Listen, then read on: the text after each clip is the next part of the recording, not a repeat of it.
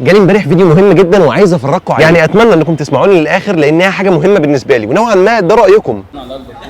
ده ايه اللي في ايدك ده؟ ماله ده يا عم؟ بيعمل مش عارف بيعمل ايه؟ بالله عليك حد قال لك تقول الكلام ده ولا انت قلته من نفسك؟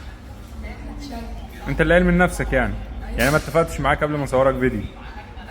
طيب يا جماعه، ده سيد صاحبي كان قاعد في مكان ما، شاف الشاب الجميل ده بيتفرج على الفيديوهات بتاعته، فبيساله ويقول له مين ده وانت تعرفه وبتاع. قال له مش عارف الواد ده بيعمل ايه، بيتنطط كتير. بتنطط وبجري وبروح وباجي وبتحرك بايدي كتير وبشوح والحاجات دي كلها، وده تقريبا رايكم انتوا كمان، والكومنت اللي اتكرر كتير قوي الفتره اللي دلوقتي انا عايز اسالكم سؤال ومحتاج رايكم فيه. هي طريقتي ودي الطريقه اللي انا اتعرفت بيها واللي انتوا عرفتوني بيها، وانا فعلا كده على الحقيقه. الناس اللي عارفاني عارفه الكلام ده كويس، بس بما انها مش عاجبه فئه ثانيه من الناس فانتوا برضو تهموني. فانا هسالكم دلوقتي سؤال وهنتناقش فيه في الكومنتات. ايه الطريقه اللي انتوا حابيني اظهر بيها طالما طريقتي دي مش عاجباك؟ الواد اللي بيتكلم بسرعه، الواد اللي بيتنطط كتير، الواد اللي بيشوح بايده. فطالما طريقتي دي مش عاجباك، لو انت عندك اقتراح تاني سيبه لي في الكومنتات وهرد عليك والله وهقرا الكومنتات كلها.